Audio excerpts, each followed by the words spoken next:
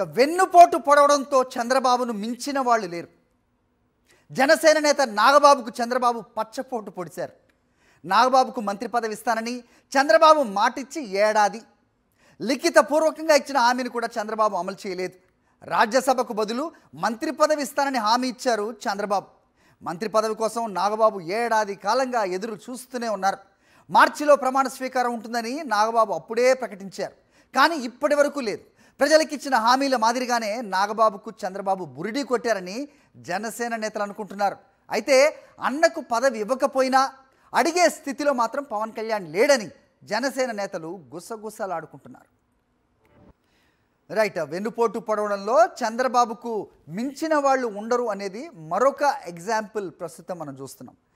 జనసేన నేత నాగబాబుకు పచ్చపోటు పొడిచారు. ప్రస్తుతం ఆయనకి మంత్రి పదవి ఇస్తానని మాట ఇచ్చారు. లిఖితపూర్వకంగా కూడా ఒక హామీ ఇచ్చారు. దాన్ని ఏకంగా మీడియాకు కూడా చూపించడం మనం చూసాం. ఆ ఇచ్చిన హామీని కూడా ప్రస్తుతం చంద్రబాబు తుంగలో తొక్కారు. రాజ్యసభకు బదులు మంత్రి పదవి ఇస్తానని హామీ ఇచ్చి ప్రస్తుతం టెంకి జల్ల కొట్టారు. దీనిపై అప్డేట్స్ మా కరెస్పాండెంట్ సురేంద్ర అందిస్తారు. సురేంద్ర, చెప్పండి, పవన్ కళ్యాణ్ అన్న, చిరంజీవి తమ్ముడు నాగబాబు పరిస్థితి ఏంటి?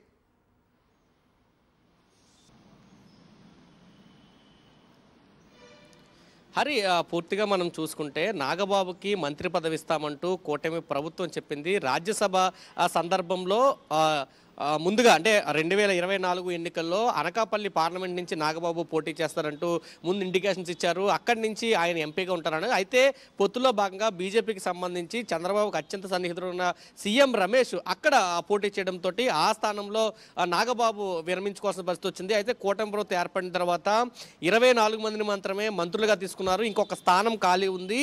నాగబాబుకి ఆ స్థానంలో మంత్రిని చేస్తారు, ఎమ్మెల్సీ ఇచ్చి మంత్రులు చేస్తామంటూ చంద్రబాబు హామీ ఇచ్చాడు. ఆ సందర్భంగా పవన్ కొంత అలకపాన్పు ఎక్కిన పరిస్థితి కనిపించింది. ఎందుకంటే సొంత అన్నకే న్యాయం చేయలేడనే ఒక అపవాదు పవన్ కళ్యాణ్ పడుతుందనేది పవన్ భావించాడు. కాబట్టి అలకపాన్పు ఎక్కాడు. ఈ నేపథ్యంలో చంద్రబాబు హైదరాబాద్ వెళ్ళాడు, పవన్ కళ్యాణ్తో మాట్లాడాడు.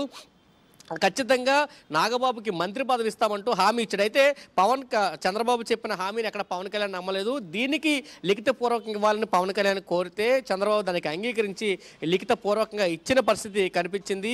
తెలుగుదేశం చరిత్రలో ఏనాడు కూడా ఒకరికి మంత్రి పదవి ఇస్తాము అని కానీ లేకపోతే ఇంకొకరికి పదవి ఇస్తామని కానీ ఎక్కడ లిఖితపూర్వకంగా ఇవ్వరు. కానీ చంద్రబాబు నాగబాబు విషయంలో లిఖితపూర్వకంగా ఇచ్చిన పరిస్థితి అయితే కనిపించిందని చెప్పాలి. అయితే 2024 డిసెంబర్ 9వ తేదీన రాజ్యసభ సభ్యులు ఎవరైతే బేదాం మస్తానరావు, దాంతోపాటు సానా సతీష్తో ఎవరైతే ఇస్తున్నారో వాళ్ళతో పాటు మంత్రి పదవి నాగబాబుకి ఇస్తున్నామంటూ టీడీపీ ఒక అఫీషియల్ లెటర్ హెడ్ని రిలీజ్ చేసింది.